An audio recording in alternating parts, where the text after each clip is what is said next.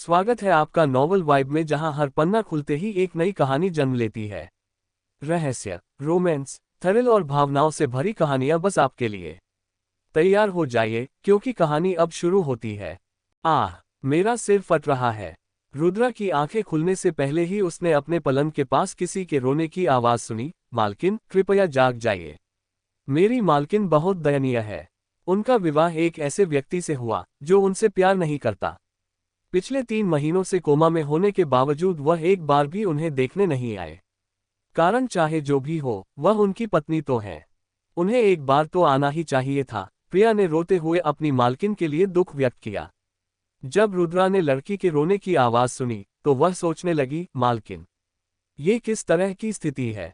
उसने सोचा कि वह मर चुकी है और यह उसका पुनर्जन्म है, क्योंकि उसे अपने मरने का समय याद था। वह कोई मालकिन नहीं थी और न ही कोई उसके लिए इस तरह रोता। वह एक सैन्य डॉक्टर, जयंत, की बेटी थी, जिसका पूरा परिवार देश के लिए अपना जीवन दे चुका था। लेकिन अंत में उन्हें अपमान, धोखा और एक दर्दनाक मौत मिली। और वह रुद्रा थी, जिसने अपने पिता से चिकित्सा कौशल प्राप्त किया था, लेकिन वह एक ऐसे व्यक्ति से बहुत प्यार करती थी कि उसने उसके लिए अपना परिवार भी छोड़ दिया। चूंकि जयंत एक सैन्य डॉक्टर और पुराने राजा के अच्छे दोस्त थे, इसलिए रुद्रा का विवाह युवराज दीपशेख से तय हुआ था। जब उसने पहली बार पुराने राजा के दरबार में दीपशेख को देखा था, तब वह जवान थे और उसे उनसे पहली नज़र में ही प्यार हो गया था, लेकिन उन्होंने उससे कभी प्यार नहीं किया। पुराने राजा की मृत्यु के बाद दीपशेख ने राजपाट संभाला। वह कभी उसके कक्ष में नहीं आए। उसने सोचा कि शायद वह व्यस्त हैं और बाद में आएंगे, लेकिन उनकी शादी की पहली रात के बाद वह कभी नहीं आए। यहाँ तक कि उनकी पहली रात भी वैसी नहीं थी जैसी उसने चाही थी। वह उनके साथ समय बिताना और उन्हें और जानना चाहती थी, लेकिन जब वह कमरे में आए तो उनकी आंखें लाल और हवस से भरी थीं। उनके साथ उसकी पहली रात उसके लिए एक यातना की तरह थी। उन्होंने किसी भी चीज के बारे में बात नहीं की और वह उस पर ऐसे टूट पड़े जैसे वह उसे बिस्तर पर पाने के लिए मर रहे हों। लेकिन उसने फिर भी सोचा कि शायद चीजें ऐसे ही होती हैं, क्योंकि वह पुरुषों और महिलाओं के बीच होने वाली चीजों से अनजान थी। उनकी शादी के कुछ हफ्तों बाद वह युद्ध पर चले गए। उसे उनके बिना एक बड़े महल में रहना पड़ा। एक नई दुल्हन को अपने पति के बिना कई महीने बिताने पड़े। वह महल और लोगों से अपरिचित थी और अब वह भी वहां नहीं थे। लेकिन उसने अपने दिल को कठोर कर लिया, क्योंकि वह राज्य की महारानी थी, वह कमजोर नहीं हो सकती थी। उसका पति राजा था और वह उसे सिर्फ अपने लिए नहीं रख सकती थी। वह उससे इतना प्यार करती थी कि उसने अपनी सास से सारे अपमान खुशी खुशी सहन कर लिए, जो उसे पसंद नहीं करती थी क्योंकि वह किसी शाही परिवार से नहीं थी। वह एक सैन्य डॉक्टर और एक सैनिक की बेटी थी और किसी भी महान परिवार की पृष्ठभूमि से नहीं थी।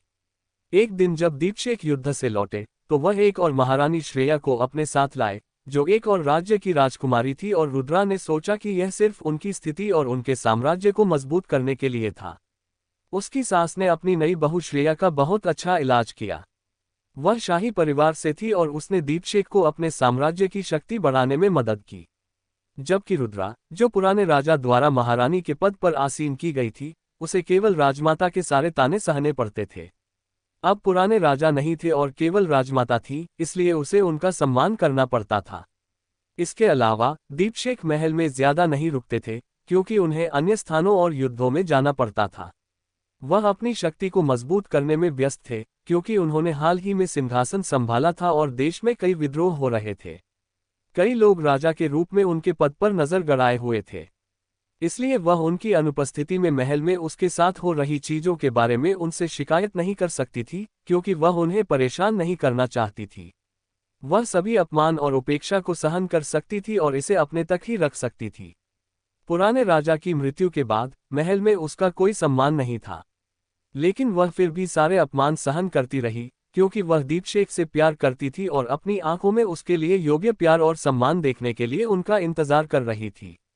वह सालों से उनकी आंखों में प्यार देखने का इंतजार कर रही थी, लेकिन उसे केवल उनकी आंखों में ठंडक ही दिखाई दी। एक रात जब वह बगीचे में तालाब के पास टहल रही थी और उनकी एक झलक पाने का इंतजार कर रही थी, तभी कोई पीछे से आया और उसे धक्का दे दिया। वह गहरे और काले तालाब में गिर गई। वह तैरना जानती थी, लेकिन किसी कारण से वह अपने शरीर को हिला नहीं पा रही थी, जैसे कि कोई उसे रोक रहा हो। वह सांस नहीं ले पा रही थी और सब कुछ धुंधला होने लगा। एक एक करके उसके जीवन के सभी दृश्य उसे दिखाई देने लगे, जैसे कि वह अपने जीवन की एक एल्बम देख रही हो। वह केवल अपना नीरस और थका देने वाला जीवन देख सकती थी, जो पीड़ा और पछतावे से भरा था। शाही परिवार में शादी करने का पछतावा और महल में उसे जिस अपमान का सामना करना पड़ा था, उसका प्रतिकार न करने का पछतावा। वह सोच रही थी कि इन सब का हकदार बनने के लिए उसने क्या किया था। एकमात्र चीज जो वह चाहती थी वह था उनका प्यार। अंत में वह उनकी एक झलक पाए बिना मर रही थी। वह मर रही थी। यह आखिरी चीज थी जो उसे अपने पिछले जीवन से याद थी, लेकिन वह नहीं जानती थी कि उसे धक्का देने वाला कौन था। कौन उससे इतनी नफरत करता है कि वह उसे मरा हुआ देखना चाहता है।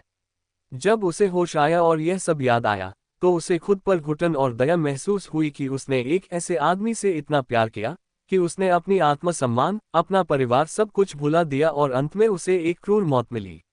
वह ये भी नहीं जानती थी कि उससे इतनी नफरत कौन करता है कि उसे मार डाला। दूसरा अध्याय। वह जाग गई। जब रुद्रा ने अपनी आंखें खोली और एक अपरिचित वातावरण देखा तो वह चकित और भ्रमित थी। यह उसका पुनर्जन्म होना चाहिए था, लेकिन जब उसने अपनी आंखें खोली तो उसने एक ऐसा कमरा देखा जो पूरी तरह से सफेद और अजीब था। उसने अपना सिर थोड़ा हिलाने की कोशिश की और अपने पास एक लड़की को सिर झुकाए हुए देखा जो रोते रोते सो गई थी। उसने उठने की कोशिश की, लेकिन उसके हाथों में एक चुभन भरा दर्द महसूस हुआ जो कुछ तारों से बंधे हुए थे। आह! जब उसने उठने की कोशिश की तो उसके हाथ में सुई दबने से वह दर्द से कराह उठी।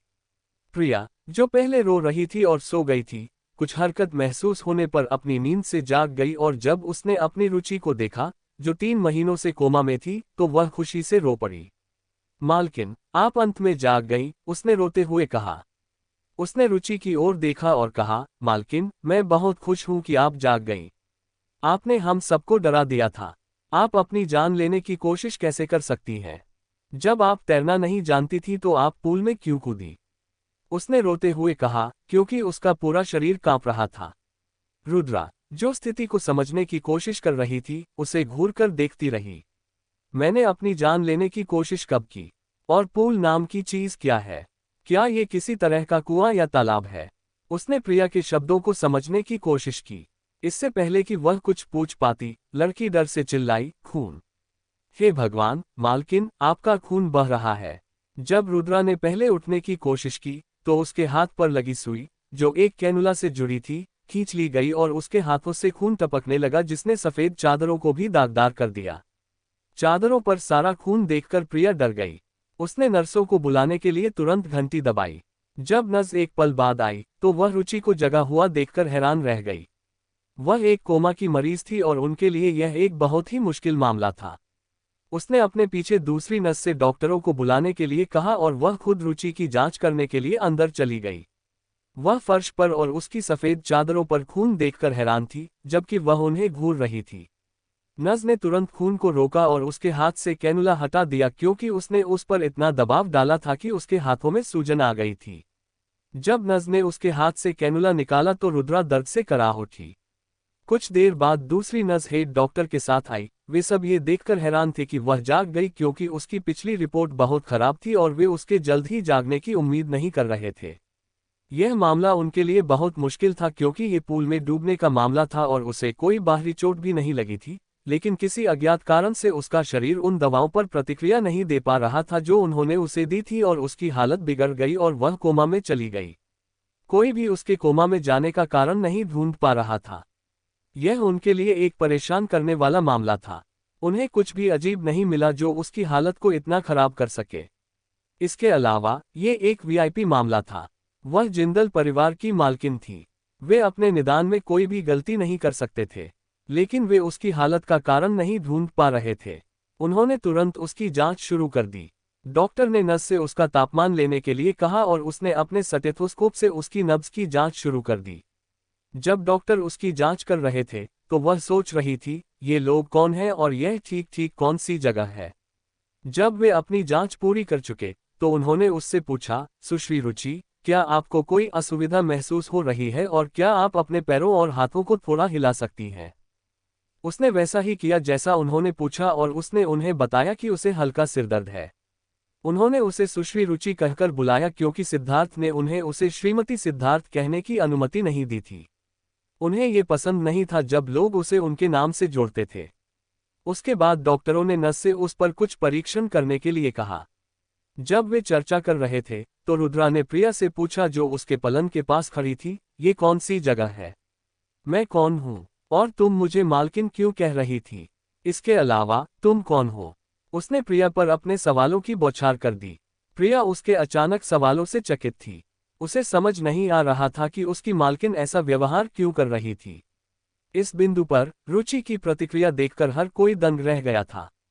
प्रिया ने रुचि की ओर चिंतित होकर देखा और पूछा, मालकिन, क्या आपको कुछ भी याद नहीं है? आप ये सब क्यों पूछ रही हैं? मालकिन, मुझे इस तरह डराओ मत। डॉक्टरों ने एक दूसरे की ओर देखा और यह देखने के लिए रुचि से कई सवाल पूछना शुरू कर दिया कि क्या उसे कुछ याद है या नहीं। रुचि ने डॉक्टरों की ओर देखा और कहा, मुझे कुछ भी याद नहीं है, और अगर मैं कुछ याद करने की कोशिश करती हूँ तो मेरे सिर में तेज दर्द होता है। उसने अपने सिर को दर्द में पकड़े हुए कहा। ये सुनकर प्रिया ने कहा, मालकिन, मुझे आपके बारे में बताने दीजिए। शायद उसके बाद आपको कुछ याद आ जाए। डॉक्टरों ने भी सहमति में सिर हिलाया।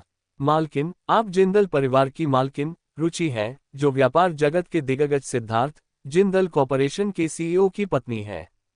वह देश के सबसे सुंदर और सबसे कम उम्र के सीईओ के रूप में जाने जाते हैं।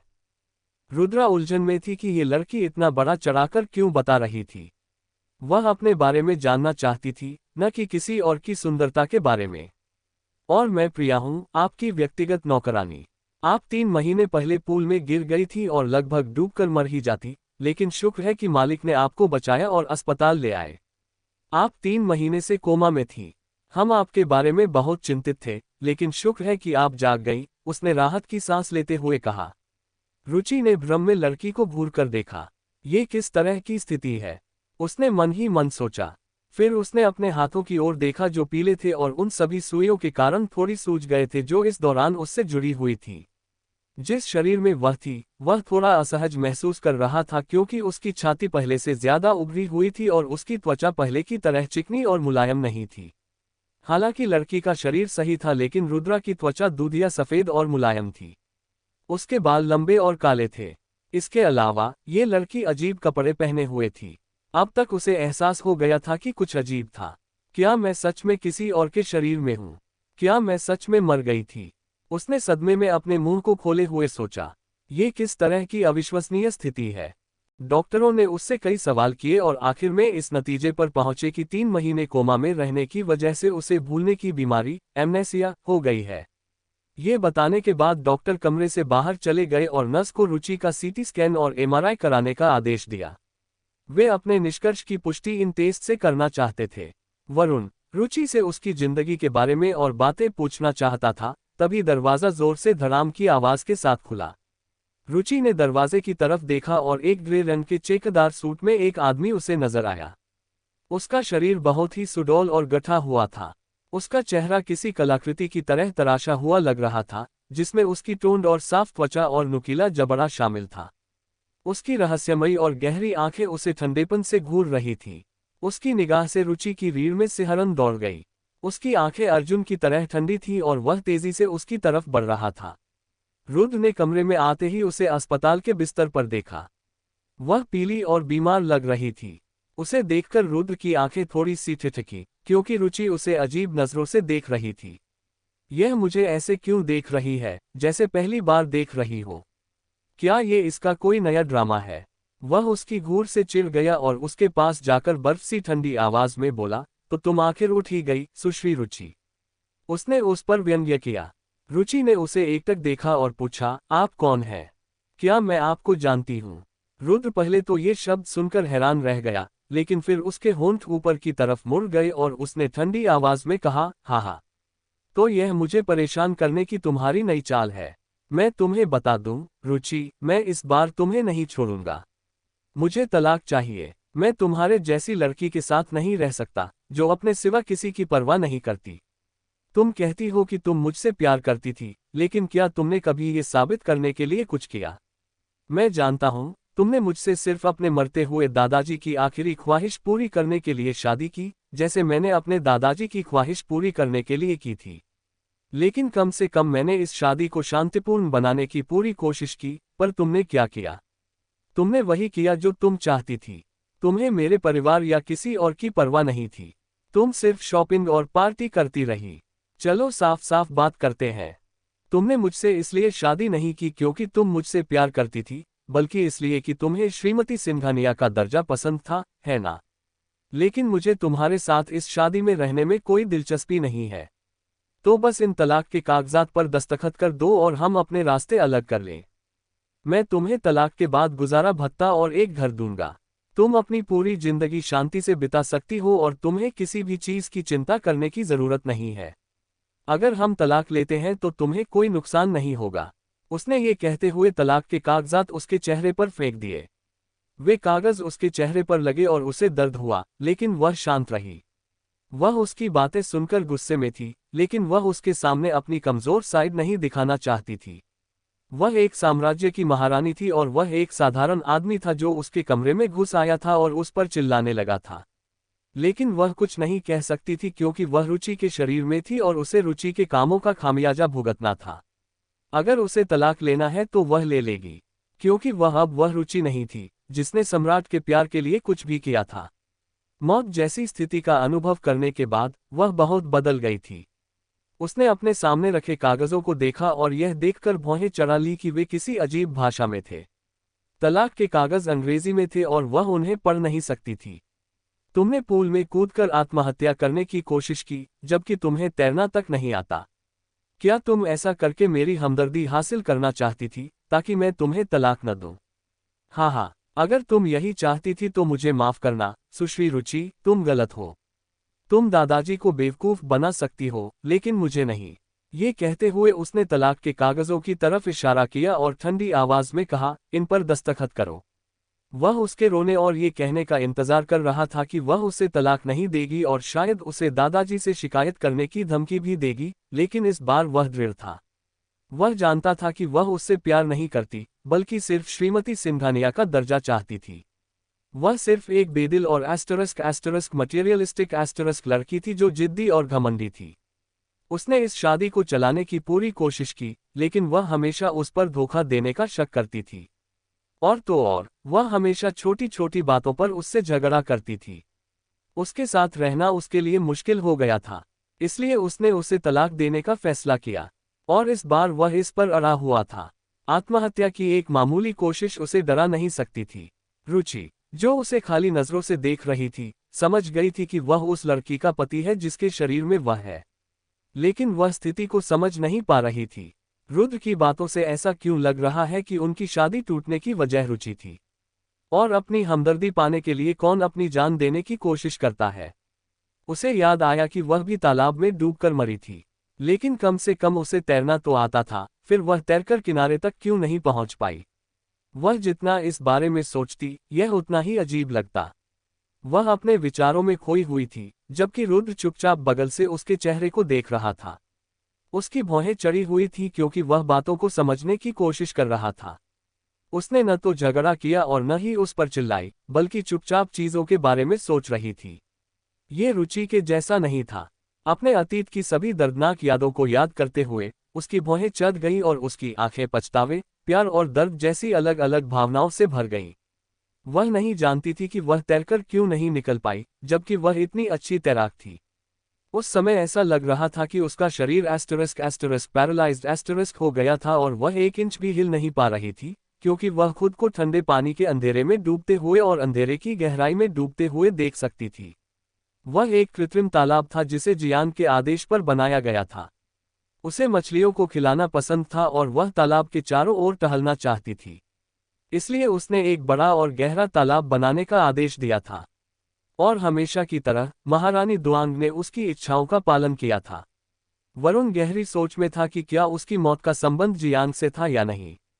रुद्र ने रुचि को देखा जिसके चेहरे पर कड़वे और परेशान करने वाले भाव थे। उसकी आंखों में उन भावनाओं को देखकर उसकी आंखें झिलमिला उठी, लेकिन उसने अपने भावों को शांत किया और उसे ठंडेपन से देखने लगा। वह उसकी घूर से असहज महसूस कर रहा था, क्योंकि वह उसकी तरफ मुड़ी और उसे घूरने लगी, लेकिन उसने अपना चेहरा सीधा रखने की कोशिश की। वह उसके रोने या उस पर गुस्सा दिखाने के लिए चीजें फेंकने का इंतजार कर रहा था, लेकिन उसके जवाब ने उसे हैरान कर दिया। उसने कहा, हम शादीशुदा हैं, है ना? भले ही आप मुझसे प्यार नहीं करते, लेकिन आपको कुछ तो कॉन्शियस होना चाहिए, है ना? मैं अभी अभी कोमा से उठी हूं और मुझे कुछ भी याद नहीं है, यहाँ तक कि मेरा नाम भी नहीं, लेकिन आप मुझसे मेरी हालत के बारे में नहीं, बल्कि तलाक के बारे में पूछते हैं। अगर आपको तलाक चाहिए, तो ठीक है, मैं आपको दे दूंगी। लेकिन मेरी एक शर्त है। रुद्र ने उसे आंखें सिकोड़कर देखा क्योंकि वह स्थिति को समझने की कोशिश कर रहा था। उसका असिस्टेंट अभिनव उसके पास आया और उसने उसे पूरी स्थिति के बारे में बताया, क्योंकि वह धीमी आवाज में बात कर रहा था। रुद्र के आदेश पर अभिनव डॉक्टर के पास गया था ताकि वह उसकी हालत के बारे में और जान सके। रुद्र एक जरूरी मीटिंग में था, तभी उसे अस्पताल से कॉल आया कि रुचि होश में आ गई है। वह तुरंत मीटिंग छोड़कर उससे मिलने अस्पताल गया। अभिनव की बातें सुनने के बाद उसने रुचि को उलझन भरे भावों से देखा। वह नहीं जानता था कि रुचि याद न होने का नाटक कर रही थी या वह वाकई अपनी याददाश्त खो चुकी थी। उसने उसे देखा क्योंकि वह उसके बेहद शांत भावों से उसके विचारों को समझने की कोशिश कर रहा था। उसने उससे शादी इसलिए नहीं की थी क्योंकि वह उससे प्यार करता था, बल्कि इसलिए कि उसके दादाजी ने ये शर्त रखी थी कि वह सीईओ का पद तभी ले सकता है जब वह उससे शादी करे, और उसने ऐसा ही किया। उसने सोचा था कि शादी के बाद वह उसे पसंद करने लगेगा, लेकिन उसके ज़रूरत से ज़्यादा पॉसेसिव व्यवहार ने उनके बीच और दूरी पैदा कर दी और वे बहुत झगड़े। और वह उससे दूर रहने के लिए ऑफिस में ज़्यादा रहने लगा, लेकिन वह उस पर शक करने लगी और कभी कभी दादाजी से भी शिकायत करती कि वह उसे धोखा देता है। इससे वह उससे और दूर हो गया और यहाँ तक कि उसकी आत्महत्या की कोशिश भी उसे नाटक लगने लगी। ये सोचकर उसका चेहरा ठंडा हो गया और उसने कहा, शर्त? अब तुम कुछ समझदारी की बात कर रही हो, क्योंकि मैं भी सोच रहा था कि तुम्हारे जैसी औरत कॉन्शियस के बारे में कैसे बात कर सकती है। हाँ हाँ, तो बताओ तुम्हें कितना पैसा चाहिए? मैं तुम्हें दूंगा। आखिर पैसा और दर्जा ही तो वह चीज है जो तुम चाहती थी। प्यार और कॉन्शियस, ये किस तरह का मजाक है? उसने उसे ठंडी आवाज में व्यंग्य किया। रुचि ने अपनी गहरी भूरी आंखों से उसे देखा और जब उनकी आंखें मिली तो उसने उसकी आंखों में देखते हुए कहा, मैं तुम्हें तलाक दे दूंगी, लेकिन मेरी याददाश्त वापस आने के बाद। उससे पहले नहीं। चूंकि मुझे कुछ भी याद नहीं है, आप मुझे कुछ ऐसी बातें स्वीकार करने के लिए मजबूर कर सकते हैं जो मैंने नहीं की हैं, और यह मेरे लिए नुकसानदेह होगा। चलो 6 महीने का समय लेते हैं। अगर तब तक मेरी याददाश्त वापस नहीं आती और आप तलाक चाहते हैं, तो मैं बिना कुछ लिए तलाक दे दूंगी। सौदा मंजूर है। ये सब कहने के बाद उसे पहले से ही पछतावा होने लगा था, क्योंकि वह रुचि नहीं थी और उसकी यादें शायद कभी वापस नहीं आएंगी। अगर उसे बिना कुछ लिए तलाक देना पड़ा तो वह इस दुनिया में कैसे जी पाएगी, लेकिन अब वह क्या कर सकती है? आखिर यह एक महारानी के रूप में उसके गौरव को चोट पहुंचाएगा अगर वह अब पीछे हटती है, और अब उसके पास केवल उसका गौरव ही है। उसने अपनी भावनाओं को शांत किया और आत्मविश्वास के साथ उसकी आंखों में देखा। उसकी प्रतिक्रिया और उसके सौदे को देखकर उसने सोचा, क्या इसने अपनी याददाश्त खो दी है या अपना दिमाग? क्या वह नाटक कर रही है या वाकई अपनी याददाश्त खो चुकी है? क्योंकि आखिर वह उसकी पत्नी थी, भले ही नाम की ही सही, लेकिन एक आदमी के तौर पर उसमें कुछ कॉन्शियस था। थोड़ी देर बाद उसने उसे देखा और जब उसने उसकी अत्यधिक आत्मविश्वासी और गर्व भरी अभिव्यक्ति को देखा, तो उसने अपनी भौहें उठाई और कहा, सौदा मंजूर। जब रुद्र कमरे से बाहर निकला तो वह डॉक्टर से उसकी हालत के बारे में और जानने के लिए मिला, और डॉक्टरों ने भी पुष्टि की कि पिछले 3 महीनों से कोमा में रहने की वजह से उसे भूलने की बीमारी हो गई है। उन्होंने उसे बताया कि अगर उसे सही आराम मिले तो उसकी याददाश्त वापस आ सकती है और उसे कोई तनाव नहीं लेना चाहिए। उसने खुद से सोचा, तो इसने अपनी याददाश्त खो दी है। लेकिन इसका व्यवहार उस पिछली रुचि से बहुत अलग था जिसे मैं जानता हूँ। वह किसी तरह थोड़ी आकर्षक लगती है। उसने थोड़ी देर सोचा और फिर अचानक अपना सिर हिलाया। नहीं, मेरा दिमाग खराब हो गया है। हाँ, यही सही है, मेरा दिमाग खराब हो गया है जो मुझे वह आकर्षक लग रही है। कुछ दिनों बाद रुचि को अस्पताल से छुट्टी मिल गई और अस्पताल में बिताए पिछले दिनों में उसने वरुण से असली रुचि के बारे में जानने के लिए सब कुछ पूछ लिया था। उसे अपने और रुद्र के रिश्ते के बारे में और पता चला। उसने अपने दादाजी की आखिरी ख्वाहिश के कारण रुद्र से शादी की थी, लेकिन वह उससे प्यार नहीं करता था और वे एक ही कमरे में अजनबियों की तरह रह रहे थे। वे अलग अलग कमरों में सोते भी थे। वरुण ने उसे असली रुचि के अपने पिता, राज, के साथ रिश्ते के बारे में बताया। रुचि और राज के बीच का रिश्ता तब से खराब हो गया था जब उसकी मां की मौत के बाद वह अपनी मिस्ट्रेस रुखसान को घर ले आया था। यही नहीं, वह अपनी बेटी तान्या को भी ले आया था जो उसकी रुखसान से थी। रुचि और तान्या की उम्र में कुछ ही महीनों का फर्क था। ये जानकर उसे गुस्सा आया कि उसके पिता ने उसकी मां को धोखा दिया था। यही नहीं, उसमें इतनी हिम्मत थी कि वह अपनी मिस्ट्रेस और बेटी को घर ले आया। उसकी मां की मौत के बाद उसने दस्तावेजों में हेरफेर किया और सारी विरासत अपने नाम कर ली। उसे पता चला कि उसने उसकी मां से सिर्फ उसकी विरासत और संपत्ति के लिए शादी की थी। केवल उसके नाना ही उससे सच में प्यार करते थे। वही थे जिन्होंने अपने दोस्त बूढ़े सिंघानिया, जो रुद्र के दादाजी थे, के साथ उसकी शादी रुद्र से तय की थी। ये सब जानने के बाद वरुण को असली रुचि पर दया आने लगी, क्योंकि इस सारे विश्वासघात और अपने ही परिवार से नफरत का सामना करने के बाद वह बर्बाद हो गई होगी। वरुण ने उसे बताया कि रुचि जब केवल 15 साल की थी तब वह विदेश चली गई थी और उसने अपनी जिंदगी के 7 साल उस विदेशी देश में अकेले बिताए थे। वह वहां अकेली कितनी अकेली रही होगी। वरुण ने असली रुचि के बारे में सोचा। वरुण की बातें सुनकर उसे एहसास हुआ कि रुचि उतनी बुरी नहीं हो सकती जितना लोग उसके बारे में सोचते हैं। वह बस एक लड़की थी जिसने बहुत कम उम्र में अपनी मां को खो दिया था और उसके पिता ने उसकी मां को धोखा दिया और उसी की उम्र की एक बेटी को घर ले आए। यही नहीं, वह तान्या के साथ उसी घर में शांति और प्यार से रहना चाहता था। उसके अपने पिता के साथ रिश्ते दूर के और बिगड़े हुए थे। जब रुचि वरुण के साथ अस्पताल से निकली तो उसने लोहे से बनी एक अजीब बड़ी चीज देखी और उसे हैरानी से देखा। वरुण ने सामान ड्राइवर को दिया और रुचि के पास गई जो अस्पताल के गेट पर खड़ी थी। उसने रुचि के कंधे पर टैप किया और कहा, मैडम चलिए, मालिक ने हमारे लिए कार भेजी है, हमें जल्दी करनी चाहिए, लगता है जल्दी ही बारिश होने वाली है। उसने अपने हाथों को एक साथ रगड़ते हुए कहा।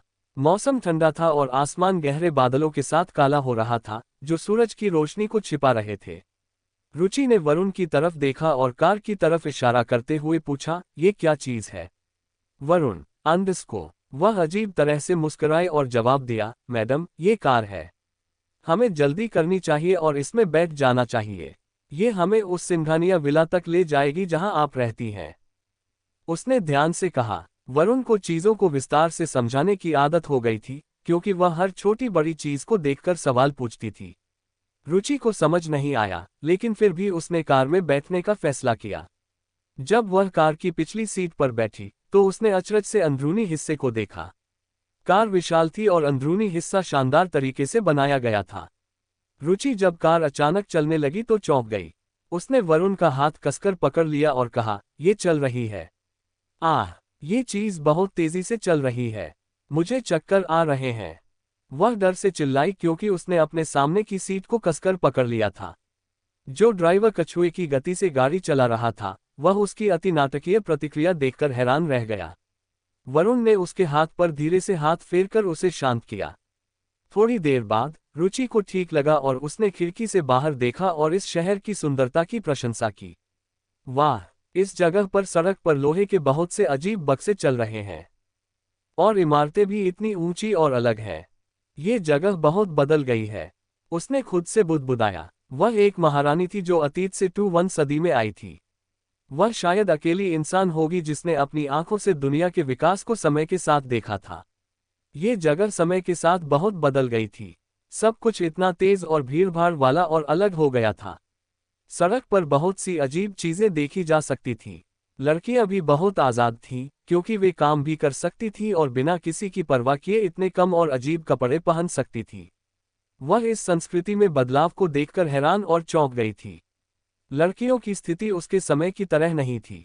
वे अपनी मर्जी से किसी से भी शादी कर सकती थीं और उन्हें पढ़ने का भी अधिकार था। सब कुछ इतना उन्नत और अलग लग रहा था। वह सोच रही थी कि अगर वह मूल रूप से इस दुनिया में पैदा हुई होती तो क्या होता। क्या अगर वह इस सदी में पैदा होती तो उसकी जिंदगी अलग होती। जब रुचि वरुण के साथ सिंघानिया विला पहुंची तो उसने अपने सामने के विशाल विला की प्रशंसा करनी शुरू कर दी। वह वरुण की मदद से कार से बाहर निकली और जमीन पर खुद को संभाला। वह उस लोहे के बक्से से बहुत प्रभावित थी जिसने उन्हें इतनी जल्दी सिंघानिया विला पहुंचा दिया और वह बारिश में भी नहीं भीगी। अब बारिश बंद हो गई थी, लेकिन हवा में गीली और नम मिट्टी की खुशबू थी क्योंकि उसने ताज़ी गीली और नम मिट्टी की खुशबू लेने के लिए गहरी सांस ली। रुचि वरुण के साथ विला के अंदर गई और अपनी आंखें चौड़ी करके सब कुछ देख रही थी। भले ही ये जगह शाही महल जितनी बड़ी नहीं थी, लेकिन इस जगह की अपनी शैली और आकर्षण था। पूरी जगह ऐसी चीजों से भरी थी जो उसने अपनी जिंदगी में कभी नहीं देखी थी। लोहे के बक्से की तरह जिसे कार कहते थे, वह बड़े से लिविंग रूम में रखी चीजों को देखकर दंग रह गई। वरुण ने उसे सब कुछ दिखाया और धीरे धीरे समझाया। उसने एक चीज देखी जिसे टीवी कहते थे, जिस पर वह लोगों को यहाँ वहां चलते हुए देख सकती थी और वे बाहर भी नहीं आ सकते थे। हम उन्हें देख सकते थे, लेकिन वे नहीं। ये कमाल था। फिर उसने रसोई में एक चीज देखी जिसे फ्रिज कहते थे, जो खाने को ताज़ा रखता था। एक चीज एसी भी थी जो ठंडी हवा देती थी और आपको गर्मी में ठंडा रखती थी। यह सब कुछ उसके लिए इतना नया और आश्चर्यजनक था। उसने सब कुछ देखा और वरुण ने उसे समझाया। घर के सभी नौकर इकट्ठा हो गए और रुचि को अपने मुंह खुले रखकर देख रहे थे, क्योंकि उन्होंने उसका अजीब व्यवहार देखा था। वह एक जिज्ञासु बच्चे की तरह व्यवहार कर रही थी जो सब कुछ जानना चाहता था। घर की सभी चीजों की प्रशंसा करने के बाद वह सीधे अपने कमरे में चली गई, क्योंकि रुद्र ऑफिस में था और अगर वह घर पर भी होता तो वैसे भी उससे बात करने के लिए कुछ नहीं था। जैसे ही वह अपने कमरे में पहुंची, वह बिस्तर पर गिर गई और पता नहीं कब सो गई, क्योंकि वह इस दुनिया की चीजों को याद रखने के लिए अपने दिमाग का बहुत ज्यादा इस्तेमाल करके थक गई थी। शाम को रुद्र घर आया और मुख्य बटलर उसका स्वागत करने के लिए गया, क्योंकि उसने उससे उसका कोट लिया और उसकी जगह पर रख दिया। रुद्र ने बटलर से पूछा, जो एक काले रंग का फॉर्मल सूट पहने था और उसके कॉलर पर एक बो लगा था, वह आ गई। बटलर ने जवाब दिया, हाँ मालिक, मालकिन दोपहर में आई थी और अब वह अपने कमरे में सो रही है। रुद्र ने आंखें सिकोड़कर कहा, अभी भी सो रही है? बटलर ने हिचकिचाते हुए जवाब दिया, हाँ मालिक। रुद्र ऊपर गया, ये देखने के लिए कि क्या वह बीमार या कुछ और तो नहीं है। और यह सिर्फ इसलिए था क्योंकि वह नहीं चाहता था कि उसके दादाजी परेशान हो, और कुछ और नहीं।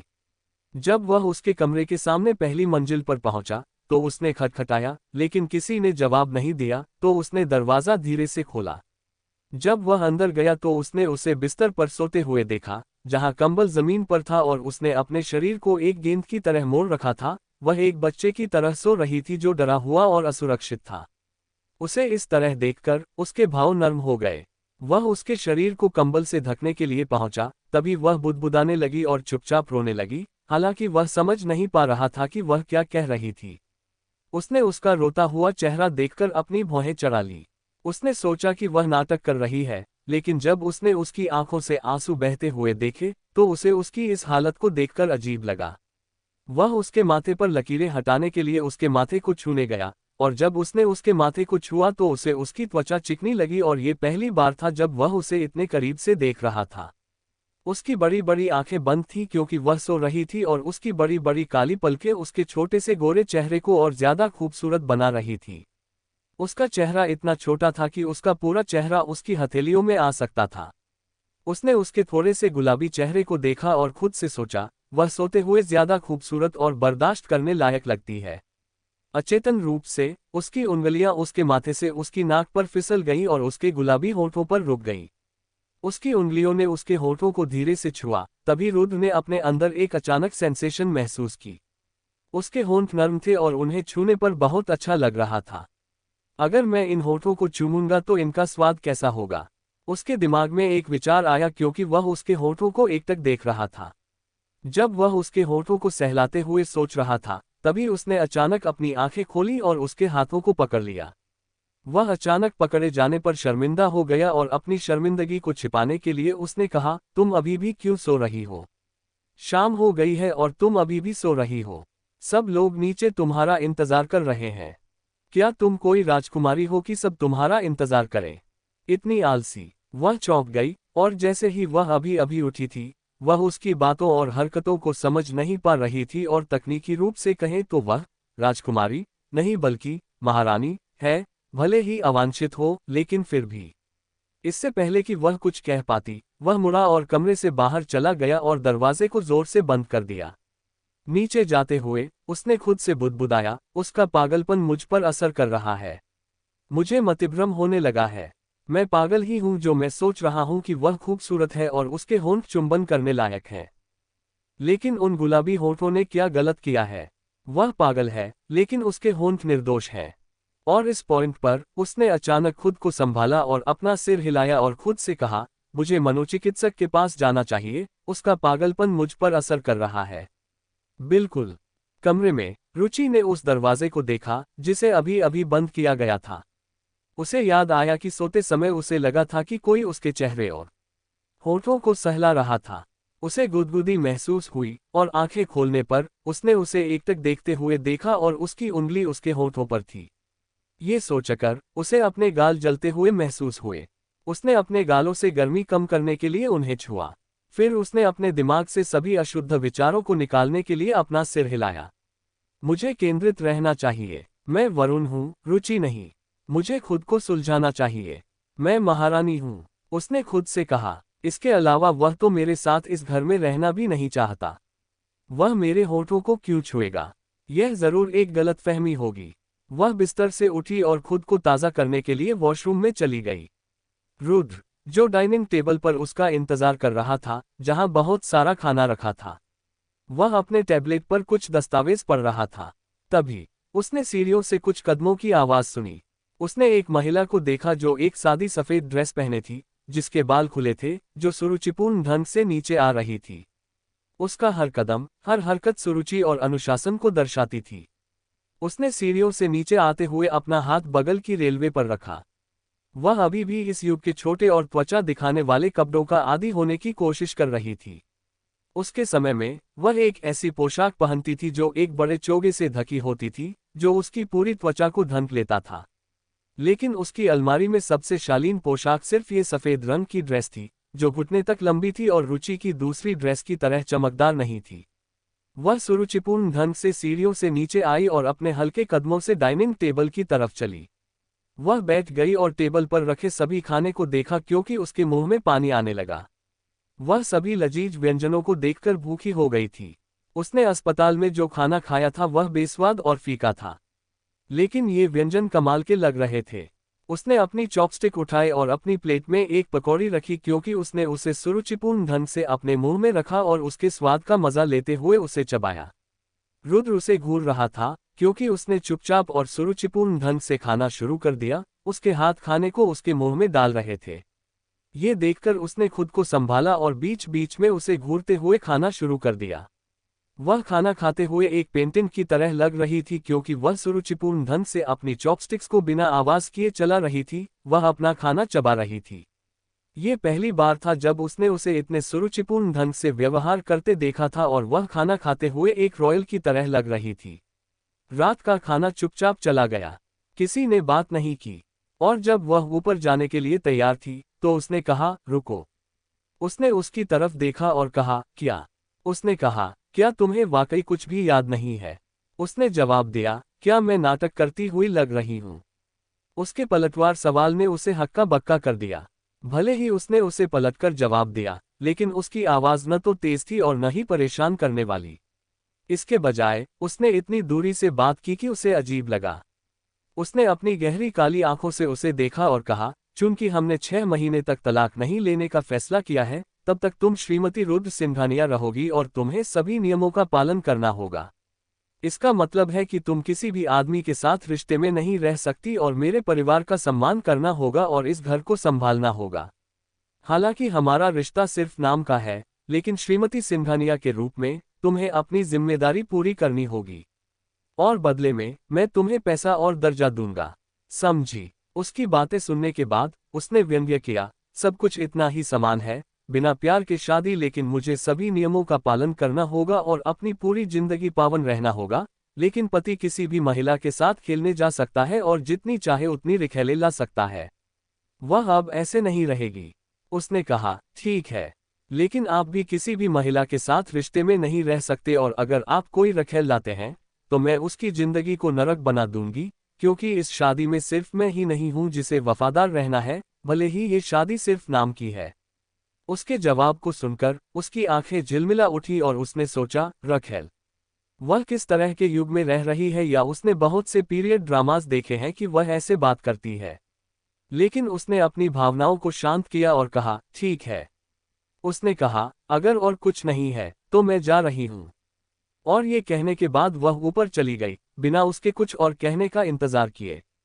उसकी इस हरकत पर उसकी आंखें ठंडी हो गईं। क्या वह हमेशा से ऐसी थी या यह उसकी याददाश्त खोने का दुष्प्रभाव है?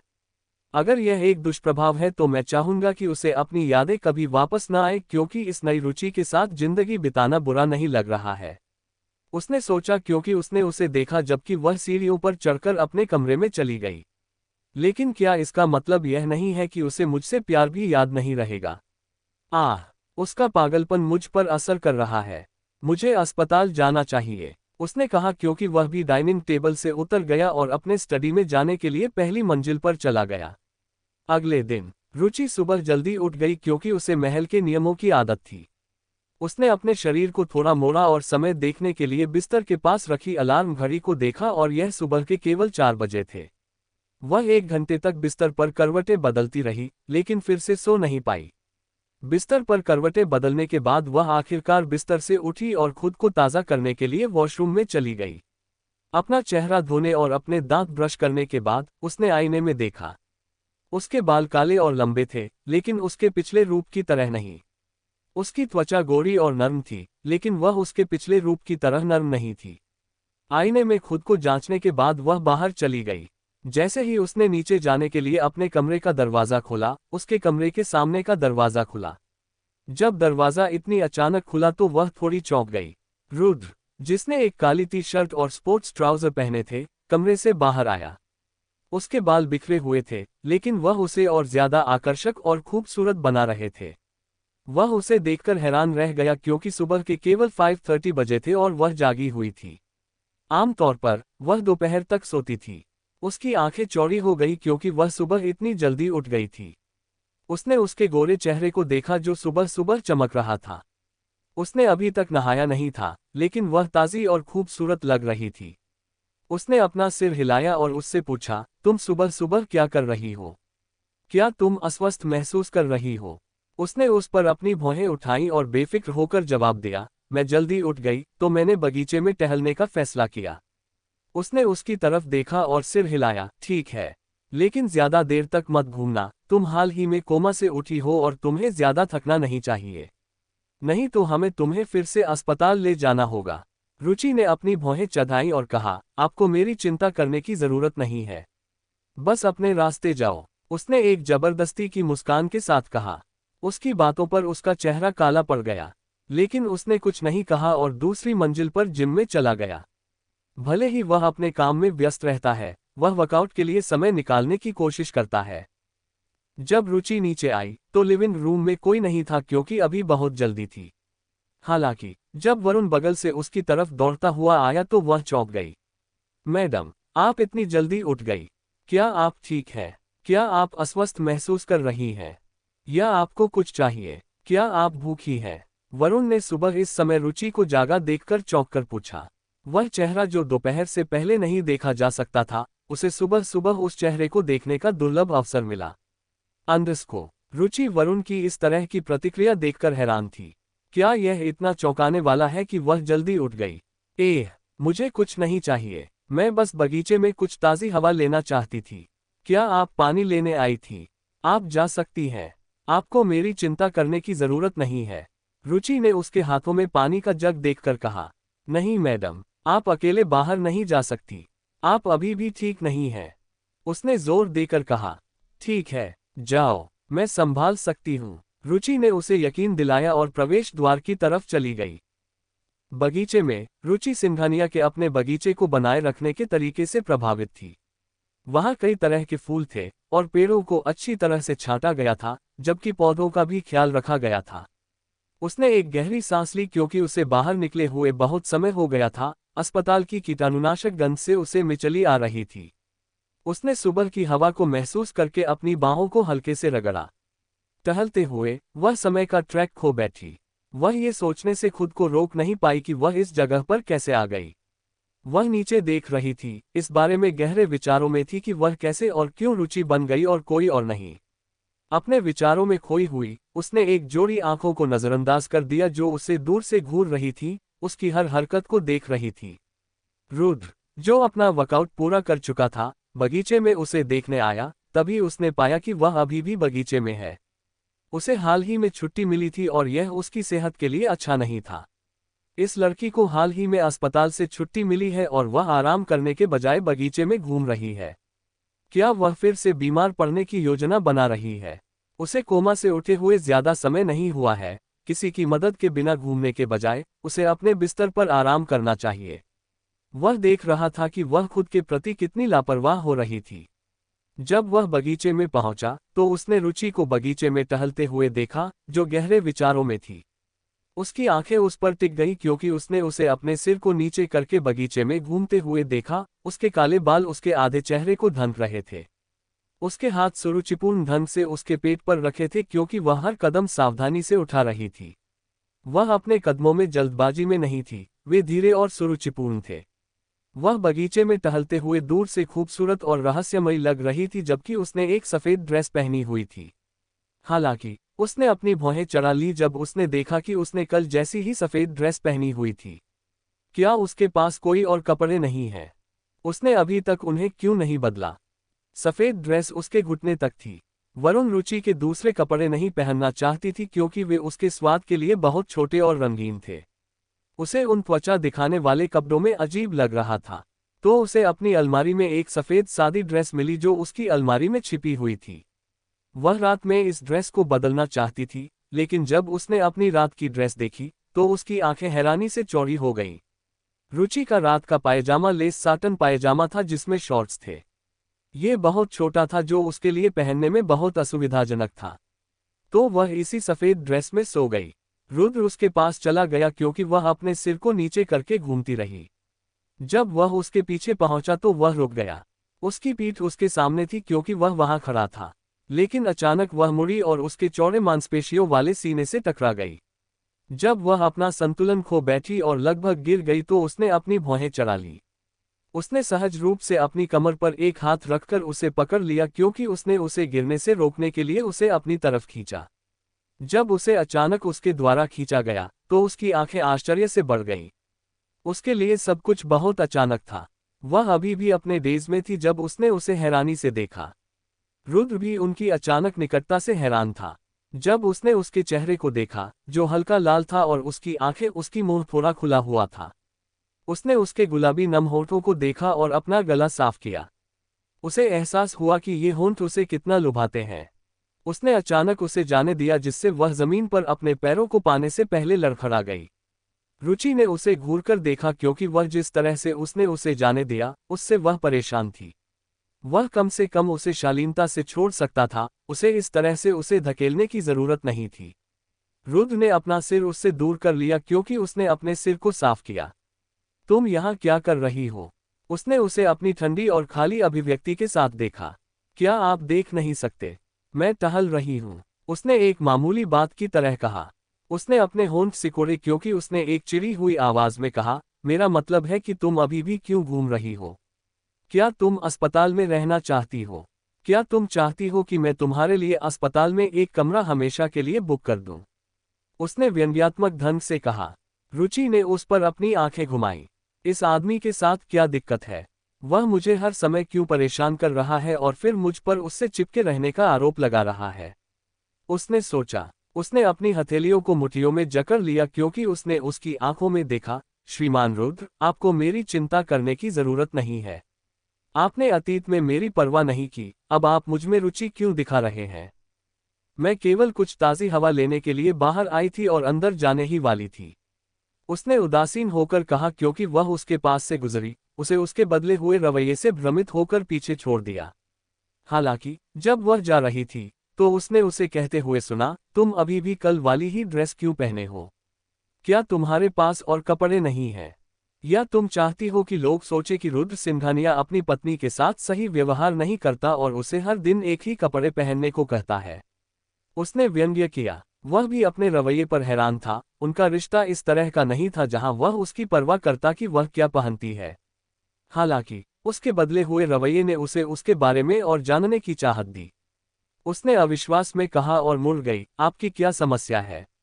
अगर मैं छोटे कपड़े पहनती हूँ तो आपको दिक्कत होती है। अगर मैं कपड़े दोहराती हूँ तो आपको दिक्कत होती है। क्या कोई ऐसी चीज है जिससे आपको कोई दिक्कत नहीं है? वह चिढ़कर बोली। उसने एक गहरी सांस ली और शांति से कहा, मैं जो पहनती हूँ उससे आपका कोई लेना देना नहीं है।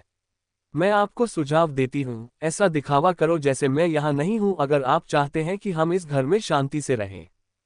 उसने उसे एक नकली मुस्कान दिखाई।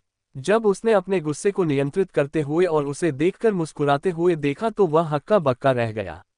भले ही वह व्यंग्यात्मक ढंग से बात कर रही थी, लेकिन उसकी आंखों में एक बदली हुई चमक थी और शालीन व्यंग्यात्मक बातें उसके सामान्य क्रूड और क्रूड बातों से बहुत अलग थी। इससे पहले कि वह कुछ कह पाता, वह बोली, और आपकी जानकारी के लिए, मैं भी हर समय ये ड्रेस नहीं पहनना चाहती। लेकिन यह अकेली ड्रेस थी जो मुझे अलमारी में मिल सकी, इसलिए मैंने इसे पहना। अब आपको आपका जवाब मिल गया, उसने एक दबंग आवाज में कहा। उसने उसके चेहरे पर एक नज़र डाली जो सूरज की तेज किरणों के नीचे चमक रहा था, जिससे उसकी त्वचा और ज्यादा चमकदार हो रही थी। तुम्हारे पिछले कपड़ों का क्या? मुझे याद है कि तुम्हारी अलमारी में दर्जनों कपड़े हैं, उसने उससे सवाल किया। मैं उन्हें अब और नहीं पहनना चाहती। वे बहुत खुले थे, मुझे उनमें सहज महसूस नहीं होता। उसने अपनी आंखें नीचे करके कहा। वह नहीं जानती थी कि अगर वह उससे पूछेंगे कि क्यों, तो वह क्या कहेगी। रुद्र ने उसे देखा और उसकी हिचकिचाहट भरी आंखों को देखकर उसने और सवाल नहीं किया और उसे बताया, अपने कमरे में जाओ और तैयार हो जाओ, हमें बाहर जाना है। उसने ये कहते हुए बाहर चला गया और उसके कुछ और कहने का इंतजार नहीं किया। रुचि ने उसे भ्रमित होकर देखा और फिर उसके पीछे गई। जब वह लिविंग रूम में उसका इंतजार कर रहा था, तो वह एक हल्के नीले ब्लाउज और काले स्किनी जीन्स और न्यूड रंग की हील्स पहने हुए नीचे आई। उसने रुचि की अलमारी में बहुत मुश्किल से कपड़ों का ये जोड़ा ढूंढा। ये सिर्फ एक सामान्य लुक था, लेकिन उसके काले बहते बालों और उसकी चमकदार त्वचा के साथ वह खूबसूरत लग रही थी।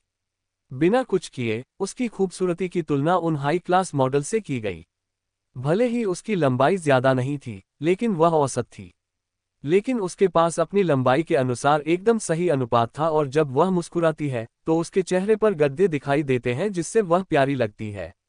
जब रुद्र ने उसे अपनी हाई हील्स में नीचे आते देखा तो वह उसकी खूबसूरती से मोहित हो गया। चाहे कुछ भी हो, वह रुचि के प्राकृतिक लुक का आदी नहीं हो सकता। पहले वह हर समय मेकअप पहनती थी, यहाँ तक कि घर पर भी, लेकिन अब जब उसने कोई मेकअप नहीं पहना था तो वह निर्दोष और ज्यादा सौम्य लग रही थी। जब वह नीचे आ रही थी तो उसकी आंखें उससे हटी नहीं, जबकि रुचि को उन हाई हील्स में चलने में मुश्किल हो रही थी। उसे ये जूते अजीब लगे। वह कुछ साधारण और फ्लैट्स चाहती थी। वह उन ऊंचे जूतों में कैसे चल सकती है, लेकिन उसे अपनी अलमारी में कोई भी फ्लैट्स नहीं मिले। रुचि की स्टाइल से चिढ़कर उसे उन हील्स को पहनना पड़ा। क्या वह सामान्य रूप से नहीं रह सकती? क्या उसे हमेशा हर जगह इन हील्स को पहनना पड़ता है? नीचे जाने से पहले उसने कई बार इन हील्स में चलने की कोशिश की ताकि वह खुद को मूर्ख न बनाए, लेकिन वह भूल गई कि उसे सीढ़ियों से नीचे उतरना था।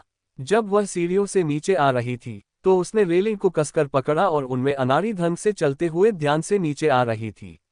रुद्र ने अपनी भौहें उठाई जब उसने उसे उन हील्स में इस तरह चलते हुए देखा। क्या वह उन हील्स को रोज नहीं पहनती? फिर वह ऐसा क्यों एक्ट कर रही है जैसे वह उन्हें पहली बार पहन रही हो? क्या भूलने की बीमारी से कोई चलना भी भूल जाता है? वह उसके व्यवहार से भ्रमित था। जब वह आखिरकार नीचे आई तो उसने राहत की सांस ली। वह उस सोफे की तरफ चली जहां रुद्र बैठा था। जब उसने उसकी तरफ देखा तो वह उसे ध्यान से देख रहा था। उसने उसे बुलाया, रुद्र। उसकी आवाज सुनकर वह अपने स्ट्यूपर से बाहर आया और उसे देखा। क्या? उसने ध्यान नहीं दिया कि वह कब उसके पास आई। वह बस उन प्यारे चेहरों को देख रहा था जो वह सीढ़ियों से अनाड़ी ढंग से उतरते हुए बना रही थी। जब उसने उसकी जिज्ञासु निगाह को देखा तो उसे अजीब लगा। वह नहीं चाहता था कि वह घमंडी या अपनी सुंदरता के बारे में घमंड करे, तो उसने अपनी शर्मिंदगी को छिपाया और ठंडेपन से कहा, तुम क्या कर रही हो? क्या तुम तेजी से नहीं आ सकती? क्या तुम्हें लगता है कि तुम कोई राजकुमारी हो या क्या? हमेशा लोगों को अपने लिए इंतजार करवाती हो। क्या तुम जानती हो कि मेरा हर मिनट कितना कीमती है? मेरे पास तुम पर बर्बाद करने के लिए ज्यादा समय नहीं है। उसने अपने चेहरे पर बिना किसी भाव के कहा। उसने अपने मुंह को खोले हुए उसकी तरफ देखा। उन शब्दों को सुनने के लिए उसने क्या किया? क्या उसने उसे अपने साथ जाने के लिए कहा? नहीं, ये वही था जो उसे अपने साथ ले जाना चाहता था। लेकिन वह क्यों कह रहा था कि वह उसे अपना समय दे रहा था? वह उसकी बेमतलब बातों से घबरा गई थी। उसने आह भरी और उसकी कठोर बातों को नजरअंदाज कर दिया। उससे बहस करके उसे कुछ नहीं मिलेगा। उसके बाद रुद्र तेजी से चला गया क्योंकि उसने अपनी पीठ उसकी तरफ मोड़ते हुए कहा, चलो चलते हैं। रुचि ने उसे तेजी से चलते हुए देखा। उसने आह भरी और उन हील्स और तंग जीन्स में अनाड़ी ढंग से चलते हुए उसका पीछा किया। ये कपड़े सहज थे और उसकी सारी खुली त्वचा को ढांकते थे, लेकिन इसने उसे एक आदमी की तरह बना दिया। शायद यहाँ की लड़कियों को पुरुषों जैसे कपड़े पहनना पसंद है, उसने सोचा, क्योंकि वह बड़े से लोहे के बक्से में बैठ गई जिसे इस दुनिया में कार कहते थे। वह अभी भी इस चीज से हैरान थी जिसे कार कहते थे। ये घोड़ों से तेज थी और गाड़ियां उनके सामने कुछ भी नहीं थी। ये गर्मियों में ठंडी हवा भी देती है। यहाँ सब कुछ इतना सहज और कमाल का है। वह खिड़की के बगल में बैठ गई क्योंकि वह बाहर खिड़की से बड़ी बड़ी इमारतों और कारों को देखती रही। जब भी वह कुछ अलग और नया देखती तो वह आश्चर्य में चिल्लाती, ओह। रुद्र समय समय पर उसकी हैरान करने वाली नज़र को देखने के लिए मुड़ता और सोचता, ये क्या कर रही है। उसने धीरे से बुदबुदाया, लेकिन उसने उसे कुछ नहीं कहा क्योंकि उसे कोई परवाह नहीं थी, वह जो कुछ भी करती है। थोड़ी देर बाद वे मॉल पहुंचे। रुचि रुद्र के बाद कार से उतरी। उसने अपने सामने की बड़ी इमारत को देखा। यह इतनी बड़ी थी कि उसे पूरा देखने के लिए ऊपर देखना पड़ा। उसका मुंह आश्चर्य में ओह में बदल गया। जब रुद्र उसकी तरफ देखने के लिए मुड़ा तो उसने उसे उसी जगह पर मॉल को ध्यान से देखते हुए देखा। उसके होठों में एक पाउट था। वह इस लुक के साथ प्यारी लग रही थी। वह मुस्कुराने से खुद को रोक नहीं पाया। जल्द ही उसने अपना सिर हिलाया और ठंडेपन से कहा, तुम क्या कर रही हो? यहाँ आओ, मेरा समय बर्बाद मत करो। रुचि ने उसकी तरफ देखा और अपनी भौहें चढ़ा ली, लेकिन अंत में वह उसके पीछे अंदर गई। वह एक ऐसी बड़ी इमारत को देखकर चौंक गई थी जिसमें एलिवेटर और अलग अलग तरह की दुकानें थीं। उसने अस्पताल में एलिवेटर देखा था, लेकिन वह अभी भी उस पर चढ़ने से डरती थी। जब वे दोनों दूसरी मंजिल पर जाने के लिए एलिवेटर में चढ़े तो वह चुपचाप उसके पीछे गई। जब वह एलिवेटर में घुसी तो वह खाली था, लेकिन इससे पहले कि वह ऊपर जाता, एक और व्यक्ति एलिवेटर में घुस गया। रुद्र अपने फोन पर उसके पीछे व्यस्त था और रुचि उसके सामने थी क्योंकि वह अपने आसपास की चीजों को आकर्षक ढंग से देख रही थी। यह एलिवेटर अस्पताल में वाले से शानदार था। जब एलिवेटर चला तो वह उसके चलने की वजह से लगभग गिर गई। जब वह इस तरह चलता है तो वह आसानी से डर जाती है। उसे हमेशा लगता है कि यह चीज किसी भी मिनट गिर जाएगी। वह अचानक हिलने से लड़खड़ा गई और घबराहट में अपने बगल के आदमी को पकड़ लिया। उसके बगल का आदमी जब उसने उसे पकड़ लिया तो हैरान रह गया, लेकिन उसने अपने सामने की खूबसूरत लड़की को देखकर मुस्कुराया और धीरे से उससे पूछा, क्या तुम ठीक हो? उसने उससे एक सौम्य आवाज में पूछा। रुद्र ने उन्हें देखने के लिए अपना सिर उठाया और जब उसने आदमी को उसका हाथ पकड़े हुए देखा तो उसका चेहरा काला पड़ गया। उसके भाव बदसूरत हो गए क्योंकि उसने उसके कॉलर को पीछे से पकड़ा और उसे अपनी तरफ खींच लिया। रुचि आदमी को जवाब नहीं दे पाई और उसे पीछे खींच लिया गया, जिससे वह अपने कदमों पर लड़खड़ा गई क्योंकि उसकी पीठ उसके मांसपेशियों वाले सीने से टकराई। उसने उसकी तरफ मुड़कर देखा और उसके गहरे भावों को देखा। उसने मासूमियत से अपनी पलकें झपकाईं। क्या तुम ठीक से खड़ी नहीं हो सकती? उसने एक ठंडी आवाज में कहा। रुचि को गलत लगा क्योंकि यह उसकी गलती नहीं थी कि वह गिरी। ये हाई हील्स और इस चलती हुई चीज की वजह से था जिसे एलिवेटर कहते थे। रुद्र ने फिर अपनी ठंडी निगाह उस आदमी पर डाली जो उसे अजीब तरह से घूर रहा था। मेरी पत्नी की मदद करने के लिए धन्यवाद। मैं आपको परेशान करने के लिए उसकी तरफ से माफी चाहता हूं। उसने स्पष्ट संकेत के साथ कहा। उसे धन्यवाद देने के बजाय वह उसे बता रहा था कि वह उसकी पत्नी थी, क्योंकि वह आदमी की आंखों में चमक देख सकता था जब उसने रुचि को देखा था। जब उस आदमी को पता चला कि रुद्र उसका पति था तो वह हक्का बक्का रह गया। उसने कुछ नहीं कहा और जब उसकी मंजिल आई तो वह तेजी से बाहर निकल गया। रुचि ने पूरी स्थिति को मनोरंजक ढंग से देखा। वह मुझे पत्नी कहता है, लेकिन क्या वह मेरे साथ एक की तरह व्यवहार भी करता है? जब एलिवेटर उनकी मंजिल पर पहुंचा तो वह रुद्र के पीछे चली गई क्योंकि वह एक बड़ी खूबसूरत दुकान में घुसा। दुकान महिलाओं के कपड़ों से भरी थी। अभी सुबह थी और इस समय बहुत कम दुकानें खुली थीं और यह उनमें से एक थी। उसने अपनी आंखें खोले हुए कपड़ों को देखा। वे अजीब कपड़े थे लेकिन बहुत सुंदर थे। कपड़े ज्यादा चमकदार नहीं थे, बल्कि सादे और सुरुचिपूर्ण थे। उसने आश्चर्य से दुकान के चारों ओर देखा। अटेंडेंट ने रुचि को देखा जिसने कोई भी मेकअप नहीं पहना था और उसकी सुंदरता से ईर्ष्या महसूस की। जब उसने रुद्र को देखा तो मैनेजर उसके पास आया।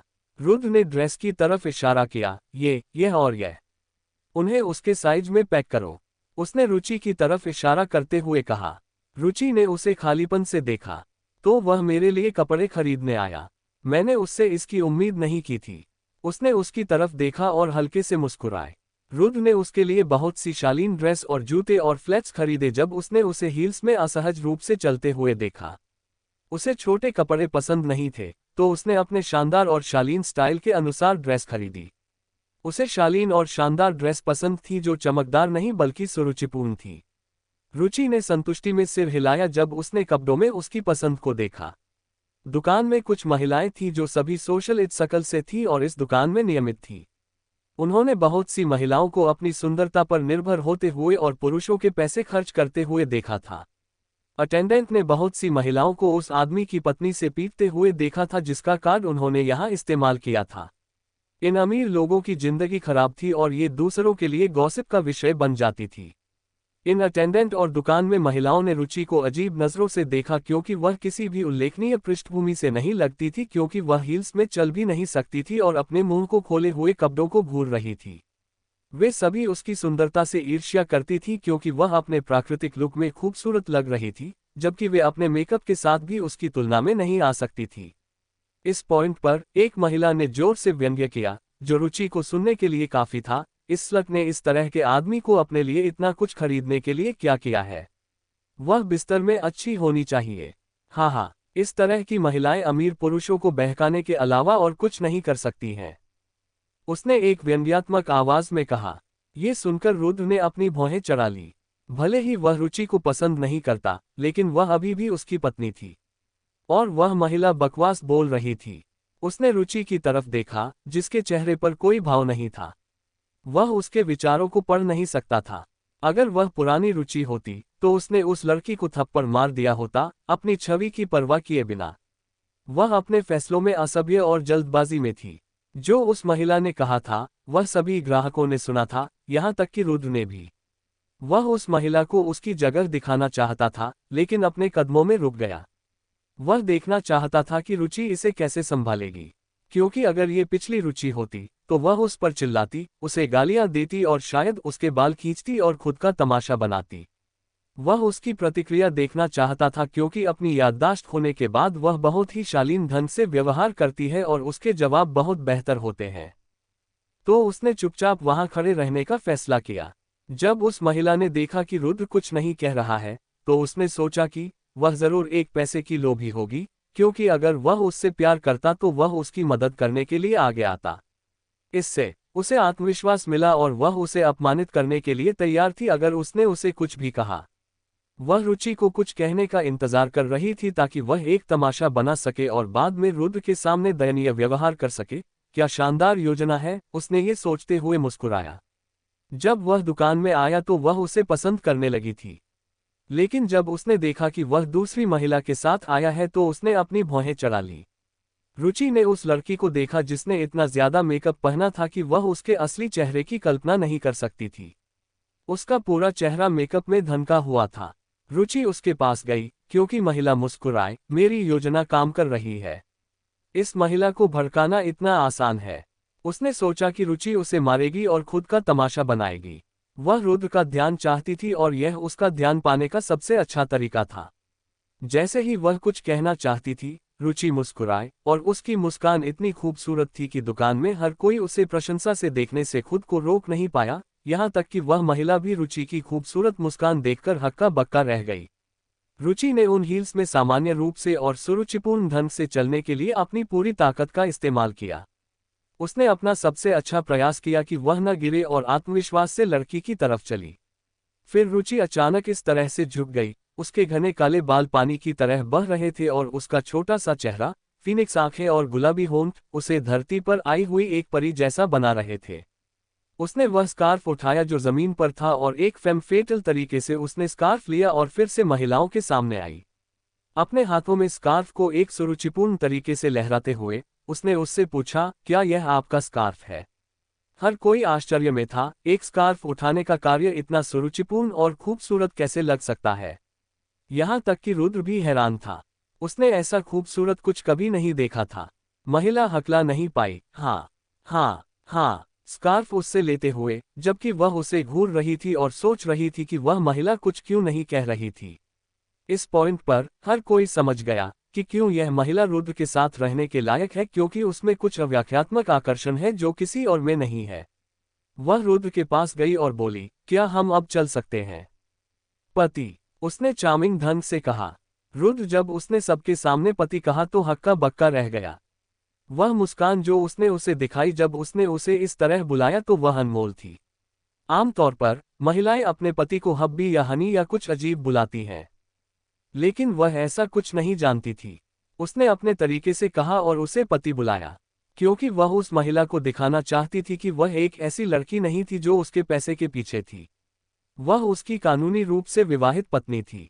वह एक हक्का बक्का अभिव्यक्ति के साथ उसे घूर रहा था और सिर हिलाया। उसने अपने सबसे बुरे सपनों में भी नहीं सोचा होगा कि यह महिला कुछ भी नहीं कहेगी, लेकिन उसके आकर्षण से हर किसी का मुंह बंद हो सकता है, यहाँ तक कि उसका भी। उसके होंठ एक मुस्कान में मुड़ गए। उसने बिलों का भुगतान किया और उन्हें सिंघानिया विला में कपड़े भेजने के लिए कहा और दुकान के बाहर चला गया, क्योंकि उसने अपना हाथ उसकी कमर पर रखा। रुचि उसकी अचानक हरकत से हैरान थी और जब उसने अपना हाथ उसकी कमर पर रखा तो वह कांप गई। लेकिन उसने कुछ नहीं कहा, क्योंकि ये वही थी जिसने यह एक्ट शुरू किया था। वह सहज रूप से उसके साथ बाहर चली गई। अगर कहानी पसंद आई हो तो चैनल को सब्सक्राइब करना ना भूलें और अगले एपिसोड के लिए बेल आइकॉन दबाएं। मिलते हैं अगली कहानी में।